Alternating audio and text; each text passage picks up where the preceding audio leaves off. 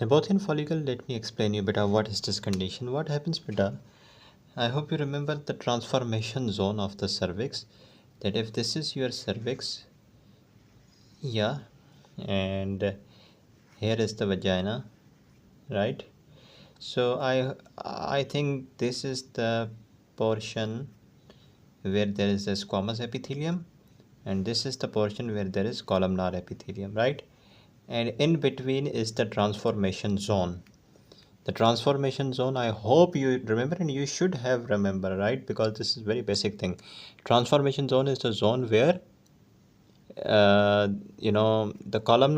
squamous cells are getting above and changing the columnar epithelium, replacing squamous cells are replacing the columnar cells. So this zone is the zone where squamous cells are actually overriding the columnar cells. So in this region of the transformation zone, sometimes columnar glands become sealed. So the secretions keep on building, and they lead to the formation of the cyst, which is visible on the surface of the ectocervix. And these cysts are called the Nabothian follicles. If you didn't understand this beta, let me try in another way. That if this is your cervix, right? Obviously the cervix is not like this, and this is the transformation zone. Let's suppose this is the transformation zone of the cervix. The portion below the transformation zone having a squamous epithelium, and the above portion having columnar epithelium, right? And this is the transformation zone where the columnar epithelium is being changed with the squamous epithelium, right? इस transformation zone के अंदर जो columnar sales मौजूद हैं बेटा, उनके अंदर जो ग्लैंड्स मौजूद है ना, उनकी जो डक्ट है वो सील हो जाए। जब उनकी डक्ट सील हो जाएगी तो क्या होगा, उसके अंदर सिक्रेशंस जमा होती जाएंगी, म्यूकस जो है वो बिल्ड होता जाएगा, और ये जो ग्लैंड है वो बड़ा सिस्टिक ग्लैंड बन जाएगा, एक फॉलिकल की शक्ल ले लेगा। और ये एक्टोसर्विक्स में जो आपका ल्यूमन है बेटा, उसके अंदर ये इतना बड़ा फॉलिकल नज़र आएगा। इसको हम नेपोथियन फॉलिकल कहते हैं। वैसे तो इसको ट्रीटमेंट की ज़रूरत नहीं होती, लेकिन अगर बहुत ज़्यादा लार्ज है तो फिर इसको हम फॉलिकल को ड्रेन करते हैं, इसमें से जो म्यूकस डिपोजिशन है उसको निकाल देते हैं। कैसे? लार्ज बोर नीडल यूज़ करके, ठीक है, by using large bore needle. So if you want me to repeat it again, I can. Yeah, the transformation zone in the cervix, जहाँ पे क्या होता है बेटा, कॉलमनर ग्लैंड्स जो होते हैं वो सील हो जाते हैं ऊपर से। टियोलॉजी डिफाइंड नहीं थी तो मैंने मेंशन नहीं कि जो एपिथेलियल जो कॉलमनर ग्लैंड्स है बेटा, उनकी जो आउटलेट है, उनकी जो डक्ट है वो ब्लॉक हो जाती है, सील हो जाती है। अब जाहिर सी बात है, किसी भी चीज़ का आउटफ्लो सील हो जाएगा तो जो पीछे बेटा जो भी चीज़ है, ग्लैंड है, what ever it is, it will get enlarged in size because of the accumulation of the secretions.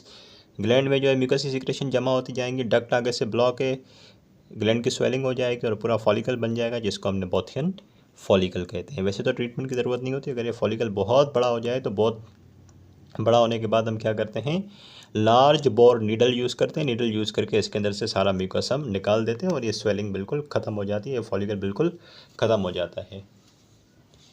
Okay, right after the Nabothian follicle comes another condition of the cervix beta, that is the cervical polyps. Cervical polyps, they are the benign tumors of the cervix. Their origin is the endocervical epithelium. As I mentioned, there are the two components of the cervix. One is the ectocervix in the vagina and one is the endocervix. If you want me to draw it again, so if we got this, yeah, this is the cervix, this is the vagina. So this portion which is present in the vagina, this is called the ectocervix, और ऊपर ये canal होती है, एंडोसर्वाइकल canal. तो जो polyps होते हैं वो खास करके एंडोसर्वाइकल जो कैनाल होती है, एंडोसर्विक्स होता है, एंडोसर्विक्स की एपिथेलियम होती है, उसमें से निकलते हैं, ठीक है। They are smooth, they are reddish protrusions and clinically they are asymptomatic, और इंसिडेंटल फाइंडिंग्स होती हैं इनकी, but sometimes they may be so large they can cause symptoms, like they can cause vaginal discharge, intermenstrual bleeding and the postcoital bleeding, right? If they are very much large, you need to remove them, and the removal is easy by avulsion with the polyp forceps, right, as an outpatient procedure. OT में ये नहीं होता, out patient जो है department के अंदर हम इसको फारसेप यूज़ करके इसकी एवल्जन कर देते हैं, ज़बरदस्ती इसको खींच के निकाल देते हैं। तो ये एक बिनाइन ट्यूमर है, एक्टो सर्विक्स में से नहीं, एंडो सर्विक्स के एपिथेलियम में से निकलता है। स्मूथ होता है, रेडिश होता है, वैसे तो एसिम्टोमेटिक होता है, लेकिन अगर साइज़ में बहुत बड़ा हुआ तो फिर ये डिस्चार्ज भी कराता है, और जाहिर सी बात है मेंसेस के बीच में भी दर्द होता है, और जाहिर सी बात है क्वाइटस के बाद तो पेन होगा ही होगा। ठीक है, सो इसके एवल्जन करके इसको निकाल देंगे बाहर बेटा, फोर्सेप यूज़ करके। ठीक है, so I hope you are clear with this one as well. Then after the cervical polyp comes the cervical stenosis, that is the narrowing of the cervical canal, narrowing of the endocervical canal. If you want me to draw it again, there we go. With this is the cervix, this is the vagina, this portion in the vagina is called ectocervix, above is the endocervix. If there is the narrowing of this endocervical canal, this narrowing of the endocervical canal is called, yeah, it is called या cervical stenosis. क्यों ये एंडोसर्वाइकल canal narrow हो जाती है? Mostly iatrogenic causes की वजह से। कोई आपने पहले सर्विक्स की सर्जरी की और सर्जरी की कॉम्प्लिकेशन के नतीजे में जो है सर्विक्स एंडोसर्विक्स जो है वो स्टेनोस हो जाए बेटा। Surgical events, for example you perform the surgery for the treatment of the pre malignant disease of the cervix, usually by cone biopsy और लूप डायाथर्मी। एंडोसर्विक्स के अंदर फ़र्ज़ करें कोई प्री मैलिग्नेंट कंडीशन थी और उसको सही करने के लिए, ट्रीट करने के लिए आपने कोई सर्जिकल प्रोसीजर किया। सर्जिकल प्रोसीजर कैसे किया? बाय यूजिंग कॉन बायोप्सी और लूप डायथर्मी। जब आपने ये प्रोसीजर यूज़ किया तो उसकी कॉम्प्लिकेशन क्या हुई? सर्जरी तो सक्सेसफुल हुई, प्री मैलिग्नेंट कंडीशन तो ट्रीट हो गई, लेकिन इसके नतीजे में जो एंडोसर्विक्स है वो सर्जिकल ट्रॉमा की वजह से या किसी वजह से वो नैरो हो गया, स्टेनोस हो गया। Okay, so endocervix is like what is normal condition? Normal condition is like this. If this is your, yeah, this is normal, good looking, healthy, this is ectocervix, this is endocervix. लेकिन जब ये narrow हो जाएगा तो फिर ये इतना खुला हुआ तो नहीं होगा, स्टेनोस हो जाएगा तो ये बिल्कुल ऐसे सुकड़ जाएगा। ठीक है, और नीचे होगा एक्टोसर्विक्स। ठीक है बेटा, तो this narrowing of the cervix is called cervical stenosis. Mostly इसके पीछे आइट्रोजेनिक कॉज होता है। अब आप खुद सोचिए बेटा, जब ये एंडोसर्विक्स जो है बहुत ज़्यादा नैरो हो जाएगा, स्टेनोस हो जाएगा, तो जो मेंसेस का ब्लड है वो तो बाहर नहीं आ पाएगा, वो ऊपर जो है ट्रैप हो जाएगा, जमा हो जाएगा। So there will be trapped blood in the uterus, and this trapped blood in the uterus is called haematometra. Haematometra will cause the cyclical dysmenorrhoea.